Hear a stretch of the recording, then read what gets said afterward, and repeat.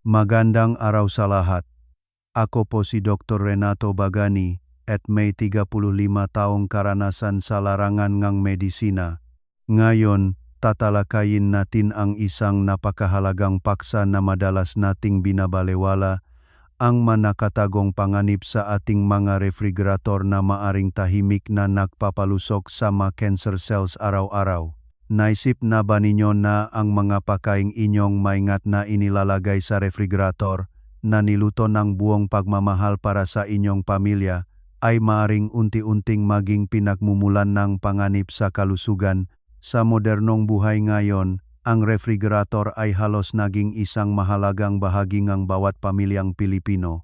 Lalo na sa mga nakatatanda, ang paghahanda ng pagkain para sa ilang araw ay isang pamilyar at maingat na gawi.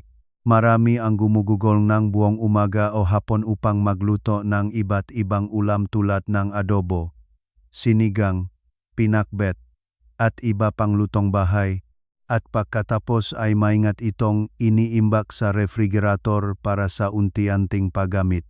Sa unang tingin, ito ay isang gawi na matipid, malinis, at puno ng pagmamahal. Lagi nating pinaniniwalaan na ang lutong bahay ay tiyak na mas ligtas kaysa sa mapakain sa labas. Sa isang banda, ito ay totoo. Ngunit, ang nagpapabagabag sa akin sa loob ng maraming taon sa larangan ng kalusugan ay hindi lahat ng lutong bahay ay nananatiling ligtas pagkatapos ng ilang araw na pag-imbak kung hindi tama ang pagluluto at pagtatago. Mula sa siyentipikong pananaw, ang mga lutong pagkain, kung masyadong matagal na nakatago o nakaimbak sa maling temperatura, ay maaring sumailalim sa mga pagbabagong kemikal at mikrobial.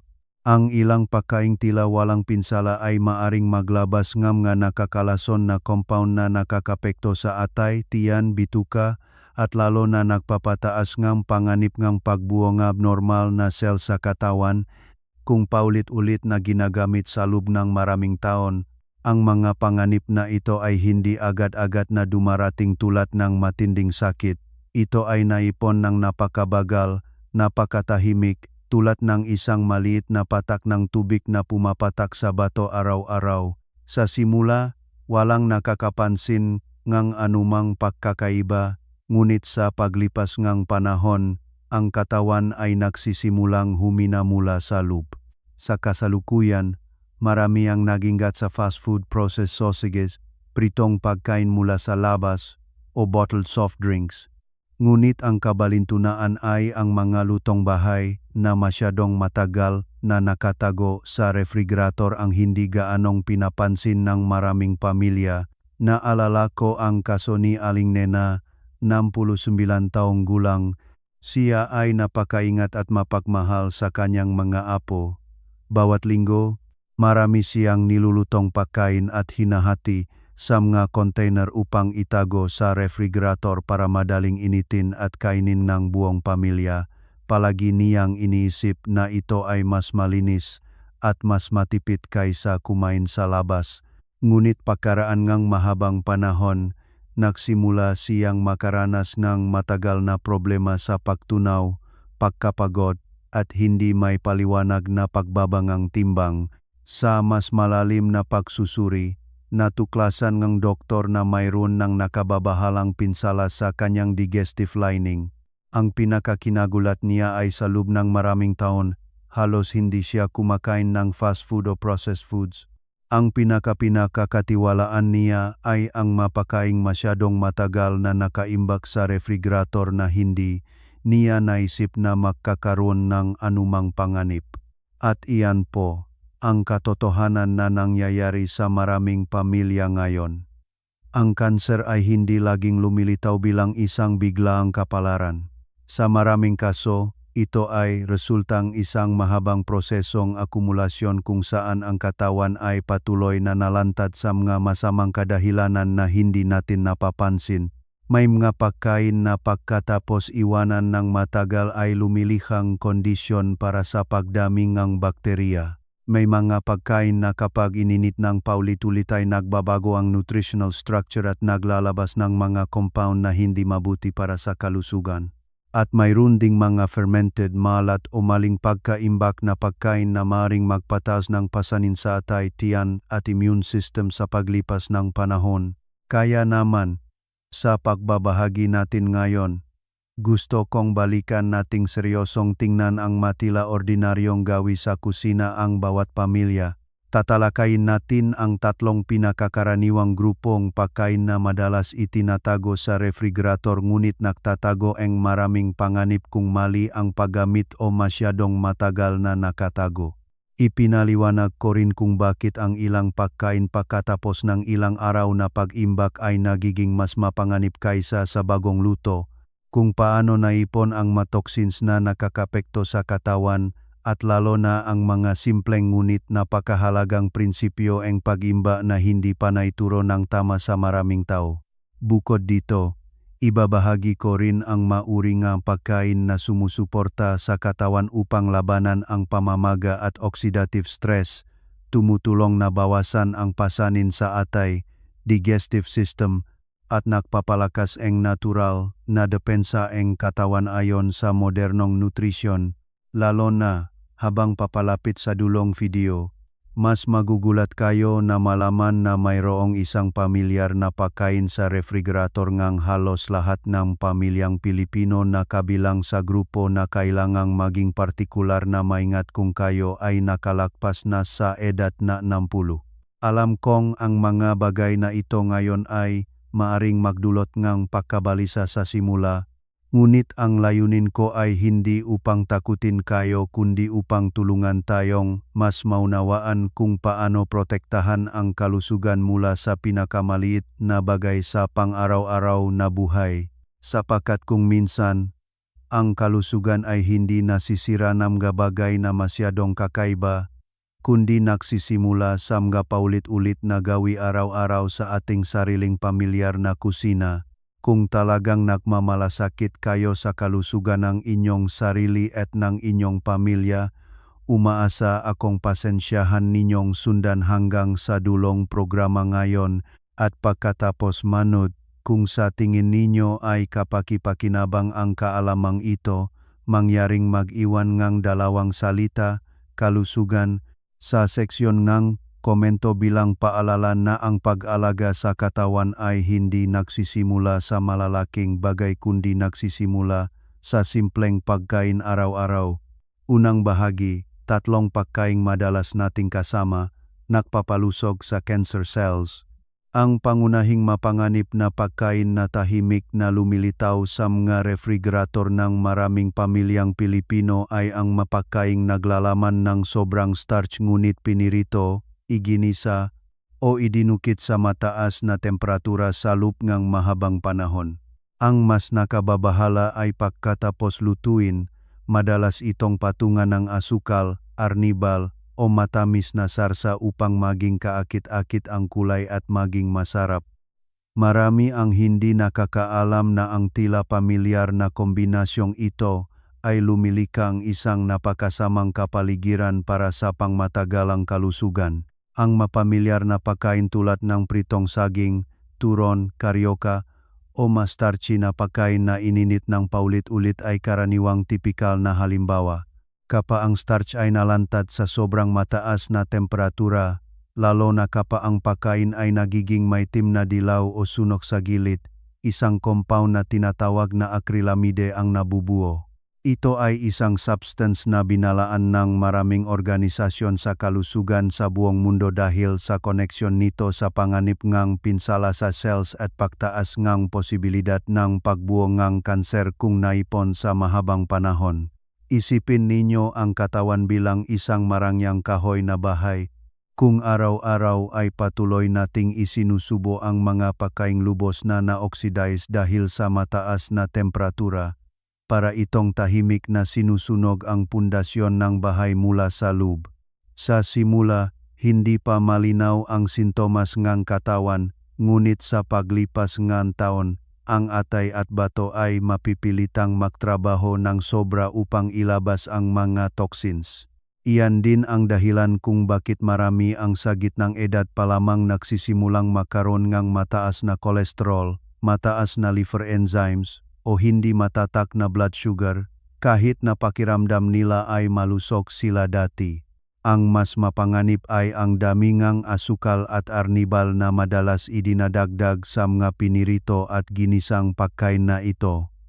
Kapag ang starch ay pinagsama sa matamis na asukal, mabilis na tataas ang blood sugar. Pagkatapos lamang ng pagkain, napipilitan ang katawan na maglabas ng maraming insulin upang iproseso ang labis na asukal. Kung ang sitwasyong ito ay paulit-ulit na nangyayari araw-araw, unti-unting mapupunta ang katawan sa isang tahimik na chronic inflammation. Ito ay isang uri ng pamamaga na hindi agad nagdudulot ng sakit ngunit tahimik na sumisira sa mga cell sa loob ng maraming taon. Madalas kong sinasabi sa aking mga nakatatandang pasyente na ang sakit ay bihirang lumitaw tulad ng isang biglaang bagyo. Ito ay parang isang dahon na unti-unting nalalanta mula sa ugat. Ang chronic inflammation ang mismong ugat na iyon. Kapag ang internal na kapaligiran ng katawan ay laging nasa isang matagal na banayad na pamamaga, mas madaling lumaki ang mga abnormal na cells. Ito rin ang kapaligiran na partikular na kinagigiliwan ng cancer cells dahil lubos nilang sinasamantala ang labis na asukal at kawalan ng balanse sa katawan. Marami ang may gawin na itago ang pritong pagkain sa refrigerator at initing muli kinabukasan. Ngunit sa katunayan, ang mantika pagkatapos ang paulit-ulit na pag-init ay patuloy na lubos na na-oxidize, bumababa ang nutritional value, habang tumataas ang pasanin ng toxins. May mga pagkain na mukha pa ring masarap ngunit sa loob ay hindi na malusok na pinakmumulan ng enerhiya, kaya panglabanan ng katawan ng mga kabataan ang ilang bahagi nito. Ngunit sa mga lampas na sa edad 50, ang kakayahang gumaling ay bumababa ng malaki kaya mas malinaw ang negatibong epekto. Ang gusto kong bigyang diin ay hindi naman kailangan ninyong iwasan ng lubusan ang mga paborito ninyong pagkain. Ang mahalaga ay ang dalas at paraan ng pagluluto. Kung paminsan-minsan lamang ginagamit sa mga espesyal na okasyon, kayang i-adjust ng katawan. Ngunit kung araw-araw ay may pritong matamis, ginisang maraming mantika o sunog na pagkain sa hapagkainan, sa paglipas ng panahon ay hindi ninyo namamalayan na nililikha ninyo ang kondisyon para sa mas malalim na pag-ugat ng sakit sa inyong sariling katawan. Ang isang malusog na katawan ay hindi binuo mula sa masyadong komplikadong pagkain kundi mula sa maliliit ngunit tamang pagpipilian araw-araw. Sa halip na pritong pagkain na maraming asukal, maaari ninyong bigyang prioridad ang pinakuluan, inihaw berdeng gulay, inihaw na kamote, o mga lutong light heat. Minsan, sa pamamagitan lamang ng pagbabago ng paraan ng pagluluto, pagbabawas ng pagkasunog, at paglimita sa asukal sa pagkain, malaki na ang maitutulong ninyo upang mabawasan ang pasanin sa atay, bato, at immune system. Ang pangalawang uring pagkain na kailangan ninyong maging lubos na maingat ay ang makarneng inihanda ng may matamis at maalat na lasa tulad ng adobo, menudo, manok na may honey sauce, o mga karneng may maraming asukal. Ito ay mga pamilyar na pagkain sa hapagkainan ng Pilipino, lalo na sa mga nakatatanda dahil sa lambot dalikainin at nakakagana. Gayunpaman, sa likod ng masarap na lasa ay mayroong maraming panganib na hindi natin napapansin. Sa proseso ng pagluluto, marami ang may gawin na maglagay maraming asukal, pulot-pukyutan, o arnibal at initin sa mataas na temperatura upang magkaroon ng magandang kulay tsokolate ang pagkain. Kapag ang asukal ay pinainit ng masyadong matagal kasama ang protina sa karne, ang katawan ay maglalabas ng isang grupo ng nakakalason na compound na tinatawag na AGEs o Advanced Glycation End Products na nabubuo dahil sa thermal reaction. Isipin ninyo na parang nagtutunaw ng asukal na nasunog, nagiging maitim na kayumanggi ang asukal at dumidikit na parang makapal na caramelized layer sa kawali. Ang makatulad na reaksyon ay nangyayari rin sa pagkain bago ito pumasok sa ating katawan. Ang nakababahala ay ang maages na ito ay hindi lamang nakpapabilis ng proseso ang pagtanda kundi nagtataguyod din ng tahimik na pamamaga sa katawan. Kapag naipon ng matagal, maari itong makapinsala sa mga pader ngang daluyan ng dugo, magpahirap sa atay at bato, at lumikan ni isang kapaligiran na paborable para sa paglago ng mga abnormal na cells. Maraming tao pakalampas ngang edad 50 ang madalas nagrereklamo na mas mabilis kumulubot ang balat, mas madalas mapagod, mas matagal gumaling ang sugat. Isang bahaging dahilan ay hindi lamang sa edad kundi sa mismong dieta na may maraming pagkain na sobrang caramelisado tulad nito. Ipinapakita ng maraming modernong pag-aaral na ang mga cancer cells ay partikular na mahilig sa kapaligiran na may mantika at asukal. Hindi lamang glucose o matamis na tinapay kundi maging ang fructose sa mga matatamis na sirup ay nagiging pinagmumulan ng enerhiya na nagpapabilis sa paglaki ng masasamang cells.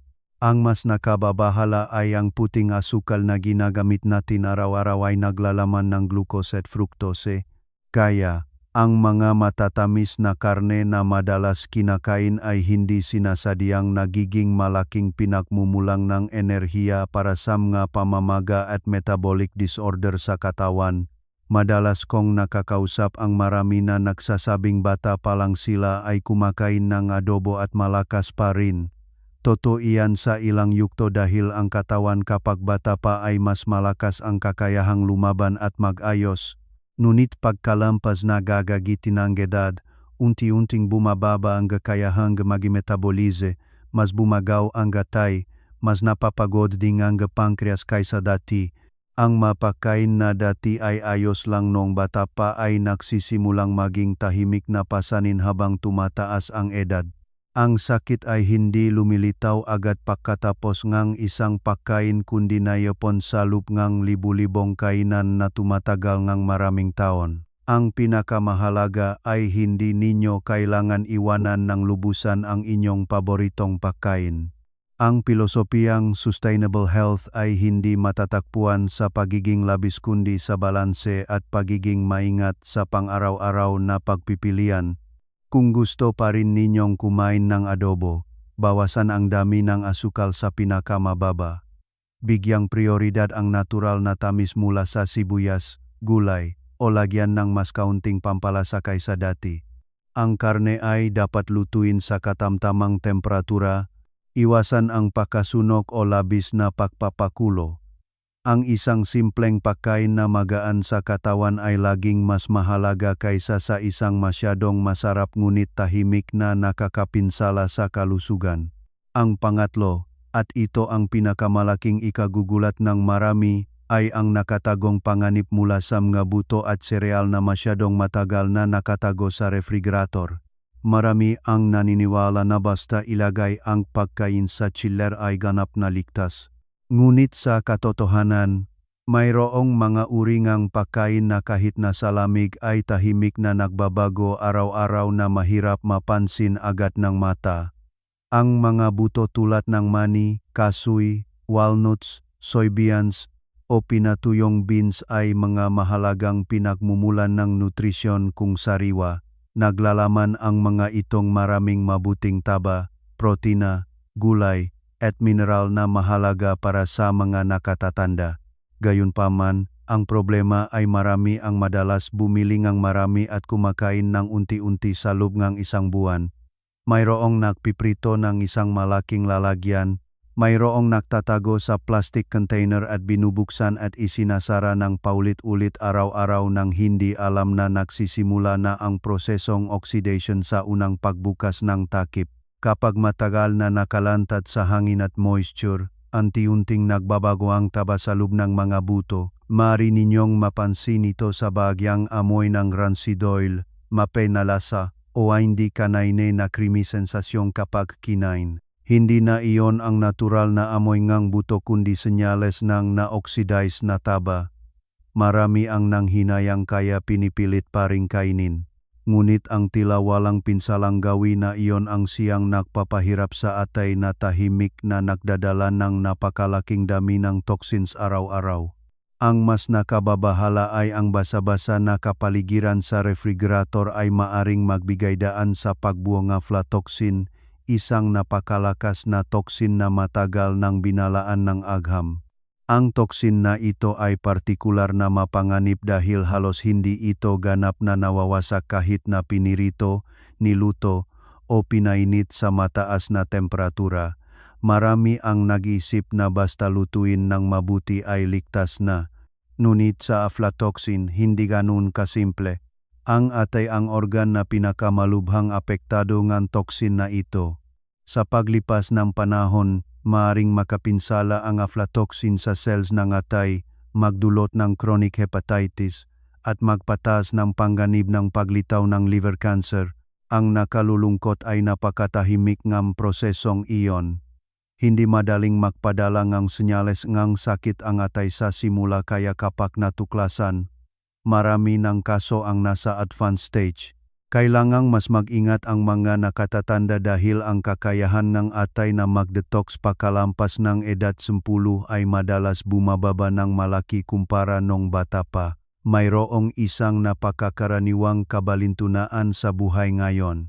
Marami ang takot sa delatang pagkain dahil sa pag-aakalang naglalaman ito ang chemicals ngunit napapanatag ang kalooban sa mga matagal nang nakatago na buto dahil sa pag-aakalang ito ay natural na pagkain.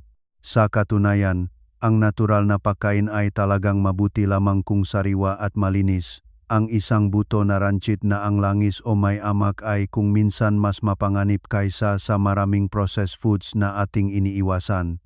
Nakasalamuha ko ang maraming nakatatanda na may gawi na itago ang pritong mani sa loob ng buong buwan upang kainin ng unti-unti sa lugaw o inumin sa tsaa. Iniisip nila na ang pagtitipid ay mabuti, ngunit kung minsan ang pagtitipid na iyon ay nagpapabayad sa katawan ng kanilang kalusugan. Pagkalampas ng gitnang edad, ang mahalaga ay hindi na ang kumain ng maraming masustansyang pagkain kundi ang kumain sa tamang oras at gumamit ng pagkain na nasa pinakamabuting kondisyon. Ang taos-pusong payo ko ay bumili lamang kayong sapat na dami para sa maikling panahon. Ang mabuto ay dapat itago sa tuyo, airtight na lugar at iwasan ang labis na pagtatago pagkatapos buksan ang pakete. Kung may napansin kayong kakaibang amoy, mapait na lasa o senyales ng amag, itapon agad, huwag manghinayang.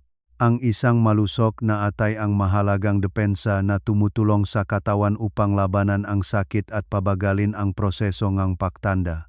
Kapag ang atay ay matagal nang nasira, hihina ang immune resistance at unti-unting mawawalan ng kakayahan ang katawan na protektahan ang sarili laban sa ma-abnormal na cells. Pangalawang bahagi, ang tahimik na mekanismo ng chronic inflammation at ang matagalang proseso ng pagbuo ng kanser. Kailangan nating maunawaan ang isang napakahalagang katotohanan na ang kanser ay hindi isang sakit na lumilitaw pagkatapos lamang ng ilang araw o ilang buwan ng maling pagkain. Ang isang malusok na cell ay hindi automatikong nagiging cancer cell agad kundi dumadaan ito sa isang tahimik na proseso ng pagbabago na tumatagal ng 10 hanggang 20 taon, kahit na 30 taon, na halos walang malinaw na senyales mula sa katawan. Marami ang sa pagtuklas pa lamang ng sakit ay nagugulat at nagtatanong kung bakit dati ay normal naman ang kanilang pamumuhay ngunit mabilis na humina ang katawan. Sa katunayan, matagal nang nagbabala ang katawan sa pamamagitan ng maliliit na senyales tulad ng matagal na pagkapagod, hindi mahimbing na tulog, maliliit na sakit, o digestive disorders. Ngunit dahil sa abalang buhay at pagiging kampante, karamihan sa atin ay binabalewala ang mga ito. Ang pangunahing punto ng buong prosesong ito ay ang chronic inflammation. Hindi tulad ng acute inflammation na nagdudulot ng sakit, pamamaga, pamumula, o lagnat. Ang chronic inflammation ay tahimik na umiiral sa loob ng katawan sa loob ng maraming taon. Ito ay parang isang maliit na uling na unti-unting nasusunog araw-araw, bagamat hindi agad-agad nagiging malaking apoy. Tahimik naman nitong sinisira ang bawat panloob na organ. Ang kondisyong ito ng pamamaga ay madalas na lumilitaw dahil sa paulit-ulit na mataas na blood sugar, labis na pagkain ng matatamis, pritong pagkain, processed foods, o na-oxidize na pagkain. Kapag ang dami ngang asukal sa dugo ay laging mataas, kailangan ngang katawan na maglabas ng napakaraming insulin upang iproseso. Sa paglipas ng panahon, ang mataas na insulin ay magtataguyod ng inflammatory reactions at makakapinsala sa DNA structure ng mga cells. Isipin ninyo ang DNA bilang ang orihinal na blueprint ng katawan. Kapag ang blueprint na ito ay patuloy na nasisira, ang proseso ng pagbuo ng bagong cells ay magsisimulang magkaroon ng makapagkakamali. Para itong isang lumang printer, sa simula, ilang maliit na letra lamang ang mali, ngunit sa paglipas ng panahon, mas lalong nagiging baluktot at seryosong mali ang printout. Pagkatapos ng milyon-milyong beses na maling pagkopya, lilitaw ang ma-abnormal na cells at unti-unting mawawalang ng kontrol. Ito ang orihinal na pundasyon ng kanser. Ang nakakatakot ay ang buong prosesong iyon ay nangyayari ng napakatahimik kaya maraming tao ang hindi nakakapansin hanggang sa lumala ang sakit. Bukod dito, kailangan din cancer cells ng napakaraming enerhiya upang lumaki. Partikular silang mahilig sa kapaligiran na may labis na asukal, masamang taba, at labis na pagkonsumo ng animal protein. Hindi ito nangangahulugan na kailangan ninyong iwasan ng tuluyan ang karne at isda, kundi ang mahalaga ay kumain ng balanse, sapat, at limitahan ang mapagkaing masyadong maraming mantika o proses. Pangatlong bahagi, autophagy system at ang kahalagahan ng pakiramdam ng gutom. Marami ang madalas nagtataka kung bakit ang mga henerasyon ng lolo't lola noon ay mas kulang sa mga kagamitan ngunit mas kaunti ang nakakaroon ng kaysa sa modernong lipunan ngayon. Ang sagot ay nasa dalawang napakahalagang salik, ang labis na pagkain at ang katawan na hindi na nakakakuhang tunay na pahinga. Ngayon, ang pagkain ay nasa lahat ng dako mula umaga hanggang gabi. Ang mga pagkain na dating itinuturing na mamahalin tulad ng matatabang karne, matamis na tinapay, o inuming may asukal ay naging pamilyar na pagkain araw-araw. Kumakain tayo ng tuloy-tuloy mula sa 3 pangunahing pagkain hanggang sa merienda, midnight snacks na halos hindi binibigyan ng pahinga ang katawan. May isang bagay na mas malinaw na nakikitang modernong medisina, ang kanser ay bahagyang sakit na matagal na pagiging labis. Kapag ang katawan ay nakakakuhang sobrang enerhiya ngunit hindi nito nakokonsumo ng sapat, ang ma-internal na organ ay mapipilitang magtrabaho ng tuloy-tuloy sa ilalim ng labis na pasanin, lalo na ang pankreas na kailangang maglabas ng insulin ng walang tigil. Samantala, binigyan ng kalikasan ang tao ng isang napakatalinong mekanismo ng pagpapagaling sa sarili, na tinatawag na autophagy o ang proseso ng paglilinis ng sarili. Ito ang oras kung saan ang katawan ay kusa na nagtitipon ng magtatandang cells, nasirang protina, at mga sirang bahagi upang i-recycle o ilabas. Ang prosesong ito ay parang paglilinis ng inyong bahay pagkatapos ng mahabang panahon ng paggamit. Kung ang bahay ay hindi regular na nililinis, patuloy na maipon ang basura at ang kapaligiran ng buhay ay magiging nakakalason. Ang katawan ng tao ay gumagana sa parehong prinsipyo. Ang natatangi ay ang self-cleaning system na ito ay gumagana lamang ng epektibo kapag ang katawan ay nasa ganap na gutom sa loop ng isang tiyak na tagal ng panahon. Kapag wala ng bagong pinagmumulan ng enerhiya na pumapasok, ang katawan ay magsisimulang lumipat sa repair at recovery mode mula sa loop. Ngunit sa kasamang palad, ang modernong pamumuhay ay nagiging sanhi ng maraming tao na kumain halos buong araw. Pagkatapos kumain ng pangunahing pagkain, patuloy na kumakain ng matatamis na prutas, candy, o umiinom ng inuming may asukal. Ang hindi pagpapahinga ng katawan ang siyang nagpapahinto sa natural na prosesong self-repair sa paglipas ng panahon. Madalas kong ibinabahagi sa aking mga nakatatandang pasyente na ang tamang pagpaparamdam ng gutom ay hindi pagpapahirap sa katawan kundi pagbibigay ng pagkakataon sa katawan na gumaling. Siyempre, hindi ito nangangahulugan na kailangan ninyong mag-ayuno ng labis kundi ang kailangan ay lumiha, nga makatwirang pagitan sa pagitan, nga makain at iwasan ang madalas na pagkain sa gabi. Noon, madalas kumain ng maaga ang ating malolo't lola at nagpapahinga hanggang kinabukasan. Ang tila simpleng pamumuhay na iyon ang siyang hindi sinasadyang tumulong sa katawan na magkaroon ng sapat na oras upang natural na i-activate ang mekanismo ng autophagy. Samantalang ngayon, marami ang kumakain malapit sa oras ng pagtulog na nagpapahirap sa digestive system at internal organs na magtrabaho buong gabi ng walang pahinga. Kaya, kung minsan, ang mahalaga ay hindi lamang kung ano ang kinakain ninyo kundi kung kailan ninyo alam na dapat huminto sa pagkain upang magkaroon ng oras ang katawan na gumaling. Pang-apat na bahagi, pagwasak sa konseptong heredity at ang kapangyarihan ng epigenetics. Isa sa pinakamalaking takot ng marami sa inyo kapag pumapasok sa gitnang edad at pagtanda ay ang takot sa genetic factors. Marami ang nabubuhay sa pagkabalisa dahil sa pag-aakalang kung ang kanilang mga magulang o kapatid ay nakaroon ng kanser, maaga o huli ay hindi na nila maiwasan ang sakit na iyon. Ngunit ang gusto kong ibahagi sa inyo ngayon ay ang modernong agham ay nagdala ng isang ganap na naibang pananaw, mas positibo, at mas puno ng pag-asa. Ipinapakita ng medikal na pag-aral sa loob ng maraming taon na ang purong genetic factors ay bumubuo lamang ng humigit kumulang 5% hanggang 10% ng sanhing kanser. Ibig sabihin, ang malaking bahagi ng natitirang panganib ay nasa mismong kapaligiran ng buhay, sa paraan ng pagkain, pagtulog, antas ng paggalaw, at estado ng pag-iisip na inyong pinapanatili araw-araw.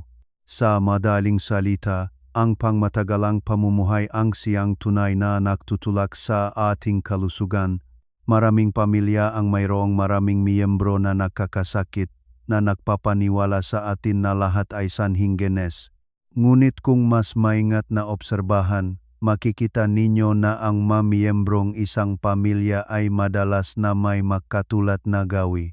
Kumakain sila ang parehong maalat at matamis na panlasa, parehong mahilig sa pritong at ginisang pagkain, parehong gumagamit kang matagal ng nakatago na pagkain sa refrigerator at madalas na may makatulad na antas ng paggalaw.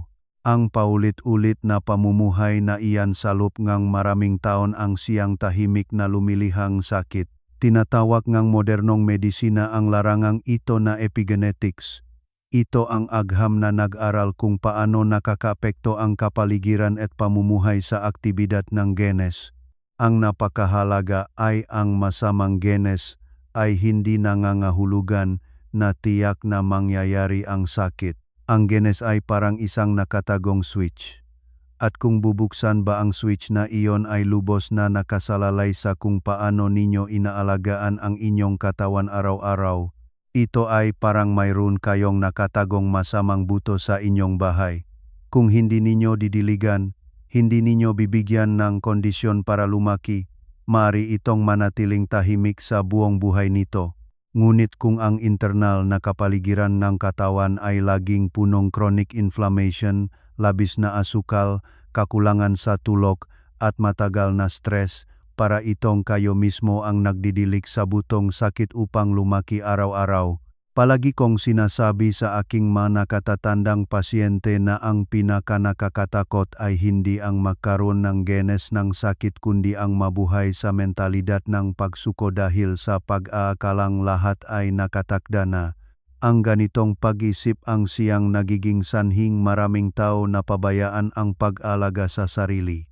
Samantalang sa katunayan, ang katawan ng tao ay may kamangha-manghang kakayahang umangkop at gumaling, mas malakas kaysa sa ating iniisip kung tama ang pagpapalusok. Hindi ninyo mababago ang inyong bloodline ngunit lubos ninyong mababago ang pagkain ngayong araw, ang tulog ngayong gabi, at ang gawi sa paggalaw mula bukas.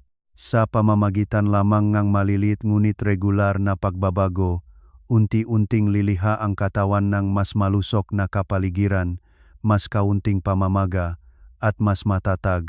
Ang kapaligiran na iyon ang siyang tutulong sa mga masamang genes na manatiling tahimik sa halip na sumiklab bilang sakit. Panlimang bahagi. Ang gut microbiome at ang tungkulin ngang infrastruktura ngang kaligtasan ngang nakatatanda. Kapag pinag-usapan ang immune system, marami ang madalas na iniisip lamang ang supplements o bitamina, ngunit sa katotohanan, ang katawan ngang tao ay nakataglay ngang isang mas sopistikadong sistema ngang depensa. Ang dalawang organo na gumaganap ng partikular na mahalagang papel sa kaligtasan ay ang thymus at ang bituka. Ang thymus ay matatagpuan sa likod ng breastbone sa gitna ng dibdib na may tungkulin na sanay ng immune cells kapag tayo ay bata pa at malusog. Gayunpaman, sa natural na proseso ng pagtanda, unti-unting liliit ang thymus sa paglipas ng edad. Kapag pumasok na kayo sa edad 50 o 60, ang aktibidad ng organ na ito ay bumababa ng malaki kumpara noong kabataan. Iyan ang dahilan kung bakit ang mga nakatatanda ay madalas na mas madaling makasakit, mas mabagal gumaling at humihina ang kakayahang labanan ang mga abnormal na sel sa paglipas ng panahon. Sa makatuwid, kapag unti-unting humina ang thymus, ang bituka ang nagiging pinakamahalagang depensa ng immune system ng katawan. Sa loob nga ating bituka, mayroong trilyong iba't ibang mikroorganismo na bumubuong isang napakakumplikadong ekosistem na tinatawag na gut microbiome. Hindi lamang ito ang lugar kung saan natutunaw ang pagkain kundi isa ring napakahalagang sentrong kontrol sa immune system. Ang isang malusog na tao ay karaniwang mayroong 2,000 hanggang 3,000 iba't ibang uri ng beneficial bakterya sa kanilang bituka. Sa kabilang banda, sa maraming pasyente na may kanser o matagal ng malalang sakit, ang pagkakaiba-iba na ito ay lubhang bumababa. Kapag bumaba ang bilang ng beneficial bacteria, humihina din ang immune barrier at ang katawan ay nagiging mas madaling kapitan ng sakit. Marami ang hindi nakakaalam na ang ma-beneficial bacteria na ito ay kumikilos tulad ng isang tahimik na hukbong matagapagtanggol. Tumutulong sila sa pagtunaw ng pagkain, paggawa ng bitamina, pagkontrol sa inflammatory reactions, at maging sa pagkilala sa mga abnormal na cells bago pa man sila lumaki at maging mapanganib na bukol. Ang nakalulungkot ay ang modernong pamumuhay na may sobrang processed foods, kulang sa fiber, maraming asukal, at labis na paggamit na antibiotics ay nagdulot na malubhang pinsala sa gut microbiome. Kapag nawalan ngang balanse ang kapaligiran sa bituka, mas lalago ang masasamang bakterya at lilikhang kondisyon para sa matagal na tahimik na pamamaga. Upang palakasin ang immune system sa pagtanda, ang pinakamahalaga ay hindi ang mamahaling gamot kundi ang pagpapalusok sa gut microbiome araw-araw. Ang pinaka-epektibong paraan ay ang kumain ng iba't ibang uring gulay, beans, natural na fermented foods, at limitahan ang labis na processed foods. Ang bawat iba't ibang uring gulay ay nagpapalusok ang iba't ibang grupo ang bakterya na nagpapayaman at nagpapalakas ang immune system. Madalas kong inihahambing ang bituka sa ugat ng isang puno. Kung malusok ang lupa, magiging malusok ang buong puno. Ngunit kung ang lupa ay tigang at contaminated, kahit anong pag-alaga ang gawin ninyo sa labas, mahirap lumaki ng matatag ang puno. Ganap na ganon din ang katawan ng tao. Sa susunod na bahagi, ibabahagi ko sa inyo ang 3 uri ng pagkain na partikular na tumutulong upang mapalusok ang gut microbiome, mapalakas ang natural na kaligtasan, at lumikha ang isang kapaligiran kung saan napakahirap para sa cancer cells na mabuhay.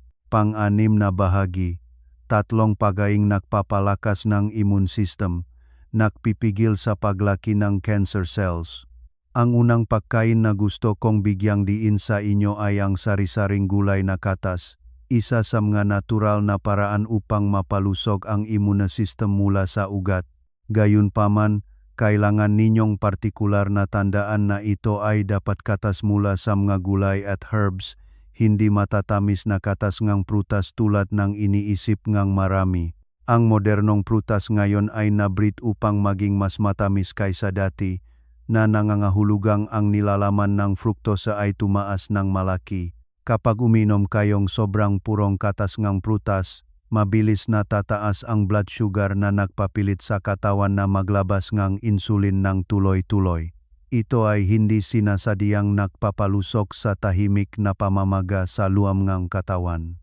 Samantala, ang pinakamalaking layunin natin sa gitnang edad at pagtanda ay bawasan ang pamamaga, patatagin ang blood sugar, at protektahan ang immune system hanggat maaari. Ang natatanging katangian ngang katas gulay ay hindi sa pag-inom ngang napakaraming isang pamilyar na gulay kundi sa biodiversity. Ang bawat uri ngang gulay ay may dalang iba't ibang phytochemicals at grupo ngang mikrobyo. Kapag pinagsasama ninyo ang maraming uri sa maliliit na dami, malalantad ang katawan sa isang napakayamang database ng biology na tumutulong upang mapalusok ang isang mas malakas na gut microbiome. Madalas kong pinapayuhan ang aking mga nakatatandang pasyente na sa halip na umikot lamang sa ilang pamilyar na gulay tulad ng kangkong o pechay, subukang mag-iba-iba pa tulad ng basil, gotukola, kinsey, spinach, malunggay, carrots, beets, cucumber, mint leaves, o mga tradisyonal na herbs ng Pilipinas. Kailangan lamang ng bawat uri ngang kaunti ngunit patuloy na nagbabago, at ang bituka ay magiging mas mayaman araw-araw. Marami ang makakaramdam na ang paghahandang 10 uri ang gulay araw-araw ay masyadong komplikado. Ito ay lubos na naintindihan. Sa kaso ngang pagiging abala o hindi pinapayagan ngang kalusugan na magtagal sa kusina, maari ninyong piliin ang maka-freeze-dried na gulay na pulbos ayon sa tamang pamantayan. Nakakatulong ang freeze-drying technology upang mapanatili ang karamihan sa mga bioactive compounds at limitahan ang pagkawalang natural na beneficial bacteria tulad ng kapag niluluto sa mataas na temperatura. Ang isang basong sari-saring katas ng gulay sa umaga kapag medyo walang laman pa ang tiyan ay makakulong upang magising ang digestive system ng mas magaan, at kasabay nito ay magbibigay sa bituka ngang napakahalagang fiber at nutrients. Hindi lamang ito isang uri ng inumin kundi parang nagdadagdag kayo ngang hukbo nga tagapagtanggol sa loob ngang katawan mula pa sa simula ngang araw. Ang pangalawang pagkain na laging lubos kong pinahahalagahan ay ang mga tradisyonal na fermented soybean products. Sa Pilipinas, madali ninyong makikita ang mapakain tulad ng toyo, suka, o iba't ibang uri ng tradisyonal na fermented beans.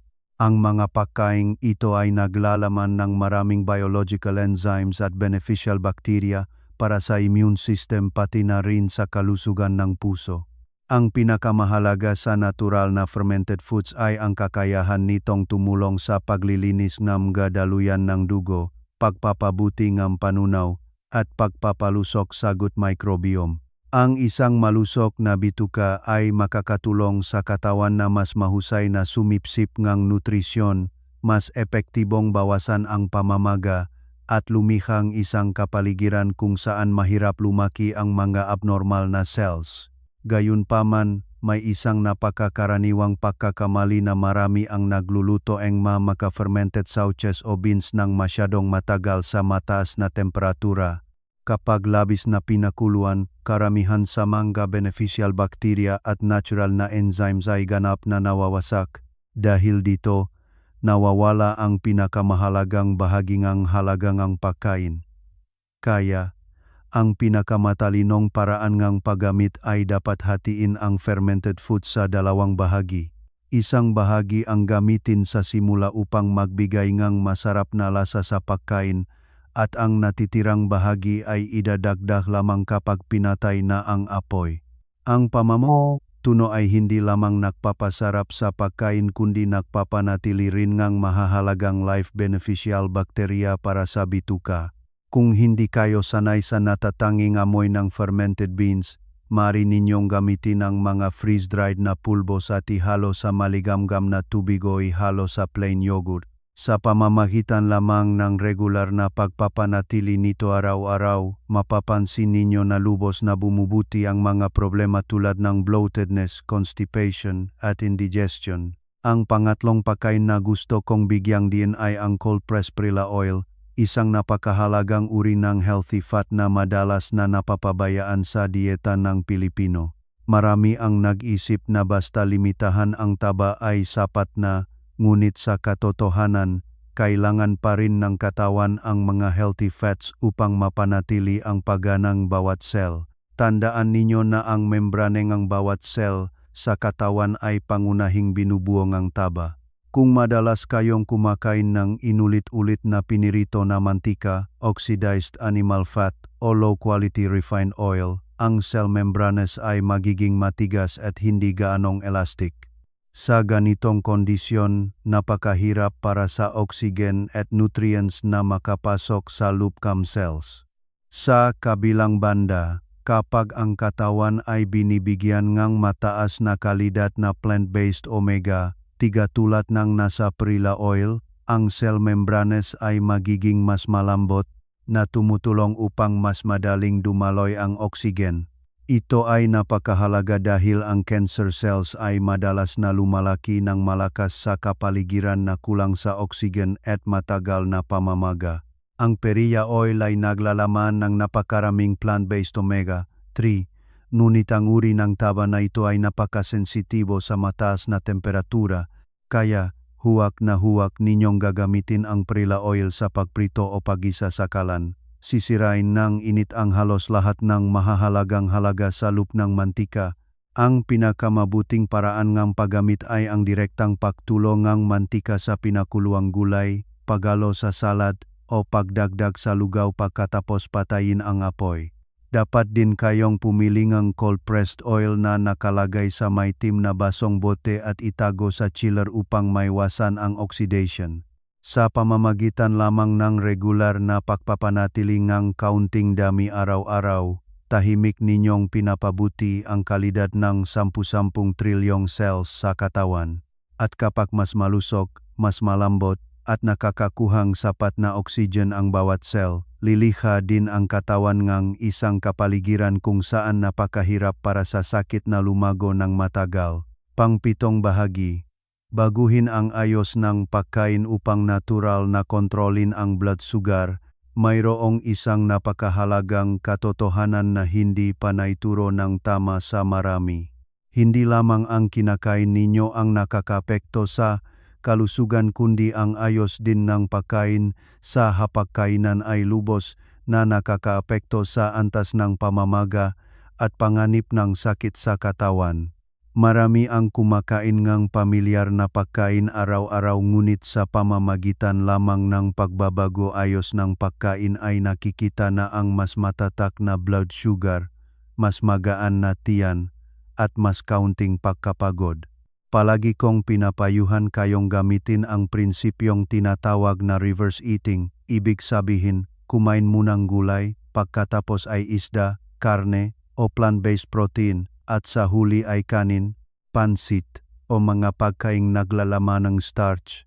Tila napakasimple, ngunit ito ay isang napaka-epektibong paraan upang makontrol ang blood sugar na pinag-aralan ng maraming modernong pag-aral sa nutrisyon. Kapag kumain kayo munang gulay, ang natural na fiber ay bubuong malambot na gel layer sa tiyan at bituka. Ang fiber layer na ito ay gumagana tulad ng isang biological cushion na tumutulong na pabagalin ang bilis ng pagsipsip ng asukal sa dugo. Kaya, ang dami ng asukal pagkatapos kumain ay hindi mabilis na tumataas tulad ng kapag kumain kayo ng kanin o tinapay sa simula pa lang ng pagkain. Isipin ninyo ang katawan bilang isang lumang motorsiklo na matagal nang tumatakbo. Kung bigla kayong maglalagay ng sobrang gasolina ng sabay-sabay, mag-overload ang makina, ganun din ang blood sugar. Kapag mabilis na tumataas ang dami ng asukal pagkatapos kumain, napipilitan ang pankreas na magtrabaho ng husto kung ang kondisyong ito ay tumatagal ng maraming taon, unti-unting mapupunta ang katawan sa isang tahimik na pamamaga na nagbibigay daan sa pagbuong diabetes, sakit sa puso, at maging ng kanser. Ang mahalaga ay ang pamamaraang ito ay libre. Hindi ninyo kailangan bumiling mamahaling gamot o komplikadong supplements. Sa pamamagitan lamang ng pagbabago ang paraan ng paghawak ng tinidor at kutsara sa hapagkainan araw-araw, malaki na ang maitutulong ninyo upang mabawasan ang pasanin sa katawan.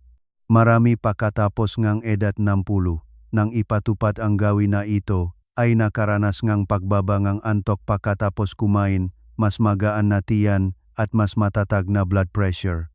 Nakasalamuha ko ang isang nakatatandang lalaki sa Maynila na may prediabetes sa loob ng maraming taon. Hindi niya maiwasan ang kanin dahil ito ay gawin na niya sa buong buhay niya. Hindi ko siya pinilit na mag-extreme diet kundi hiniling ko lamang na baguhin ang ayos ng pagkain. Kumain siya munang pinakuluang gulay at sabaw, pagkatapos ay isda, at sa huli ay kalahating tasa ng kanin. Pagkaraan ngang ilang buwan, bumuti ng malaki ang blood sugar level niya pagkatapos kumain at mas naging aktibo ang kanyang katawan. Ang pinakamahalaga ay kailangan ninyong maunawaan na ang katawan ng nakatatanda ay hindi na kayang tiisin ang matitinding blood sugar spikes tulad noong kabataan. Ang bawat mabilis na pagtaas ng asukal ay parang isang malaking alon na bumabangga sa mga daluyan ng dugo, na tahimik na nakakapinsala sa bawat internal na organ. Kaya, ang tamang ayos ngang pagkain ay isang banayad ngunit napakatatak na paraan upang protektahan ang katawan. Pangwalong bahagi. Ang mahiwagang epektong banayad na paglalakad pagkatapos kumain. Pagkatapos kumain, marami ang may gawin na humiga at magpahinga, umupo at manood ng TV, o maghawak ng cellphone sa loob ng maraming oras. Ito ang isa sa mga dahilan kung bakit matagal na tumataas ang blood sugar at patuloy na naipon ang taba sa katawan ng hindi namamalayan. Palagi kong binibigyang diin na sa pamamagitan lamang ng isang maliit na gawi pagkatapos kumain ay makakalikha ng malaking pagkakaiba para sa kalusugan sa pagtanda. Iyan ay ang dahan-dahang paglalakad ngang 20 hanggang 30 minuto pagkatapos ngang bawat pagkain. Hindi ito mabigat na ehersisyo kundi mga relax na paglalakad upang simulan ng katawan ang paggamit ng asukal na kakain pa lamang. Kapag naglalakad kayo, ang malalaking grupo ng kalamnan sa binti at hita ay gagana tulad ng isang natural na sugar vacuum cleaner. Kukuha sila ang glucose sa dugo upang lumikha ang enerhiya para sa paggalaw. Dahil dito, mas bumababa ang blood sugar pagkatapos kumain at hindi na kailangan ng pankreas na maglabas ng sobrang insulin.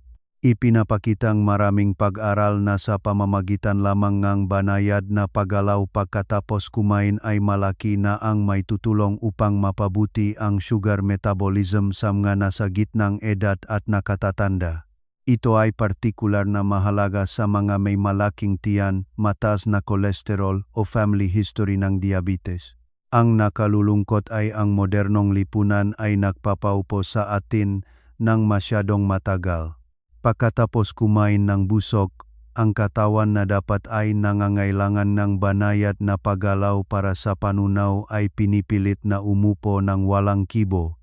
Ang asukal at taba na hindi nagagamit ay patuloy na ikot sa dugo sa loob ng mahabang panahon, na lumilikhang oxidative reaction at chronic inflammation.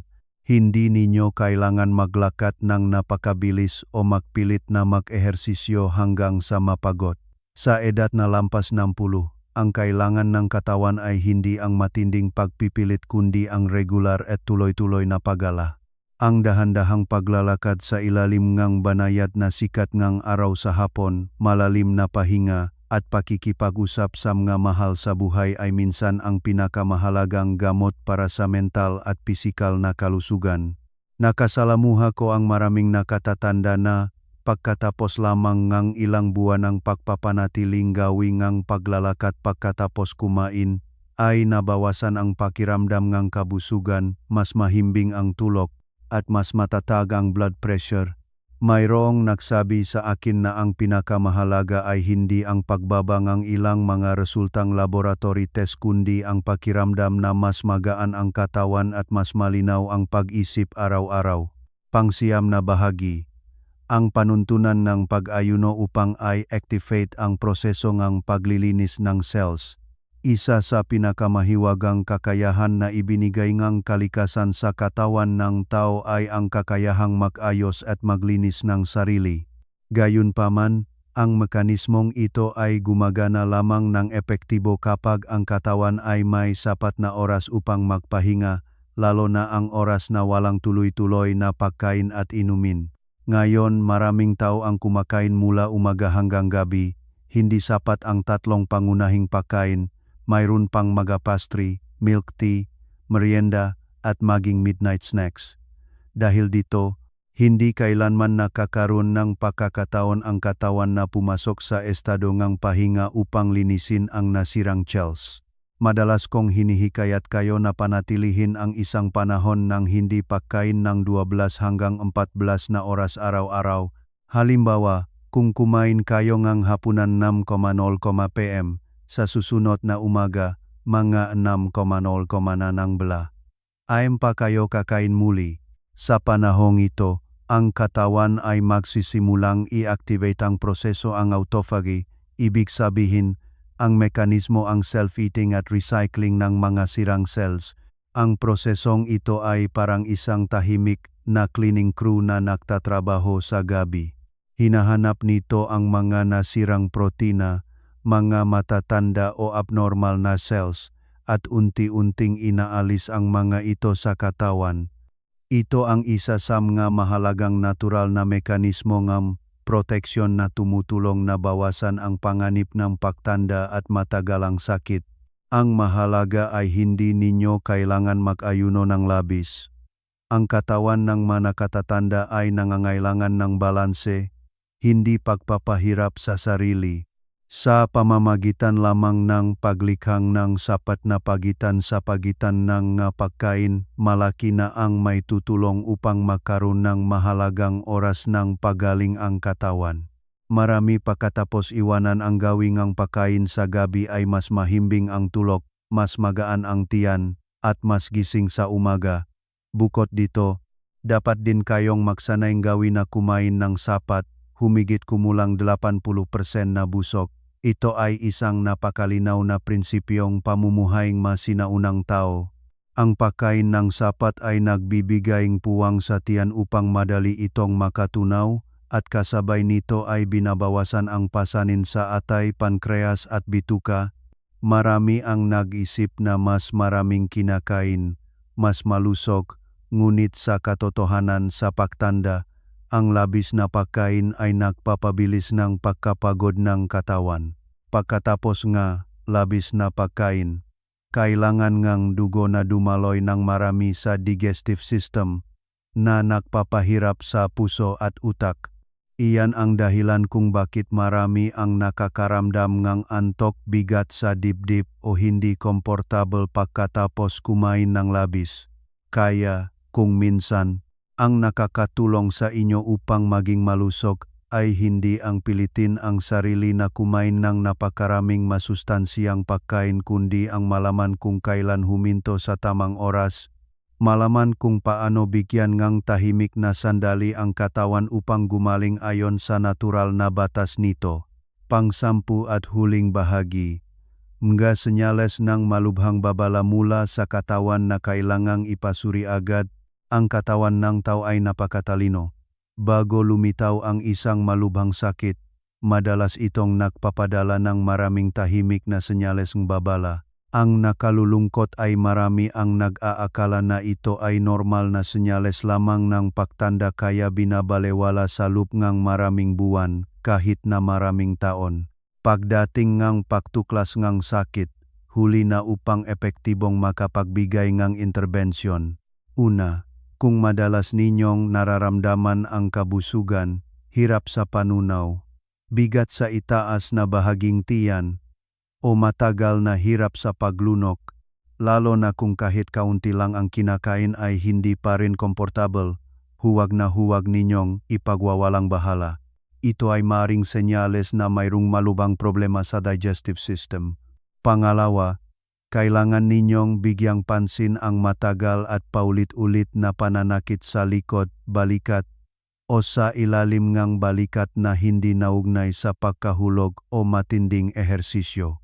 Marami ang nag-isip na ito ay ordinaryong muscle pain lamang kaya naglalagay ng pampahid sa bahay, ngunit kung minsan, ito ay senyales ng babala mula sa mga internal organs. Pangatlo, kung mabilis na bumaba ang timbang ng hindi normal, halimbawa ay bumaba ng 4 hanggang 5 kilo sa maikling panahon ng hindi nagda-diet o nag-ehersisyo, dapat kayong magpasuri agad. Ang hindi may paliwanag na pagbabang timbang sa mga nakatatanda ay laging senyales na kailangan seryosong subaybayan. Pangapat ay ang matagal na digestive disorder. Mayroong mga patuloy na nagtatatay at pagkatapos ay nako-constipate. Hindi comfortable ang tiyan buong araw kahit na nagbago na ng pagkain. Kapag ang digestive system ay matagal nang nagbabago ng higit sa 2 linggo, hindi na ito normal kundi maaring babala mula sa katawan. Panlima, bigyang pansin ang kulay at hugis and dumi kung ang dumi ay masyadong maputla, lumulutang sa tubig, o may matagal na kakaibang amoy. Ibig sabihin nito ay mahina ang pagsipsip ngang tabangang katawan o may problema sa atay at abdo. Huwag makatubiling obserbahan ang maliliit na pagbabago dahil kung minsan, iyon ang susi upang maagang matuklasan ang sakit. Pang-anim, ang senyales ng paninilawng balat o paninilawng puti ang mata ay partikular na mapanganib na babala. Kapag lumitaw ang sintomas na ito, kailangan ninyong magpatingin agad dahil direkta itong naugnay sa atay at bile ducts. Maraming kaso ang dahil lamang sa pag-aatubili sa lubngang ilang buwan ay nawalan ng pagkakataon para sa pinakamabuting paggamot. Gusto ko ring bigyang diin na ang ordinaryong ultrasound ay kung minsan ay hindi nakakadetect ng lahat ng pinsala na nasa loob ng katawan. Kung ang sintomas ay patuloy na nararamdaman kahit na normal ang paunang resulta, dapat kayong makipag-ugnayan sa doktor tungkol sa CT scan o MRI upang mas masusing suriin. Ang maagang pagtuklas ay laging ang nagdedesisyon na salik sa kakayahang gumaling at pahabain ang buhay. Pagkatapos ang lahat ang ating pinagbahaginan ngayon, umaasa akong naunawaan ninyo na ang kanser at maraming malalang sakit ay hindi lumilitaw ng random. Ito ay resulta ng maliliit na gawin na paulit-ulit na nangyayari sa loob ng maraming taon, mula sa pagkain sa refrigerator, paraan ngang pagkain, pagtulog, hanggang sa emosyon araw-araw. Lahat ay tahimik na nagdedesisyon sa hinaharap ngang inyong kalusugan. Gayunpaman, ang magandang balita ay ang katawan ng tao ay laging may kamanghamanghang kakayahang gumaling. Kahit na kayo ay nasa edad 60, 70 o 80, basta magsimula kayong magbago mula ngayon, kayang tumugon ng katawan sa mga positibong pagbabago. Ang isang mas malusog na pagkain, mas magang pagtulog, o 20 minuto ngang paglalakad araw-araw ay mga maliliit na bloke na nagtatayo muli ngang pundasyon ngang kalusugan. Hindi ninyo kailangan baguhin ang lahat ng sabay-sabay. Magsimula sa pinakasimpleng bagay na kaya ninyong panatilihin sa mahabang panahon. Maaring ito ay ang pag-inom ngang maligamgam na tubig sa umaga, pagkain ngang gulay bago kumain, o pagpatay ng cellphone ng maaga upang mas mahimbing ang tulog. Ang maliliit ngunit regular na pagbabago na iyon ang siyang tunay na susi sa mahabang buhay. Ang mga nakatatanda ay madalas na nag-iisip na matanda na sila kaya ang pagbabago ay wala ng saysay. Ngunit ang katotohanan ay ang araw na ito ay laging ang pinakamaagang oras upang iligtas ang sariling kalusugan. Hindi hinihingi ang katawan na maging perpekto kayo. Kailangan lang nito na mas bigyan ninyo ito ngang pansin araw-araw. Umaasa akong ang kaalamang ito ay hindi lamang makakatulong sa inyo na mabuhay ng mas matagal kundi mabuhay din ng mas magaan, mas malusog, at mas mapayapa kasama ang pamilya. Kung sa tingin ninyo ay kapakipakinabang ang nilalamang ito, mangyaring ibahagi sa inyong mga mahal sa buhay upang makasama tayong makabuo ng isang malusog na buhay mula sa pinakasimpleng bagay.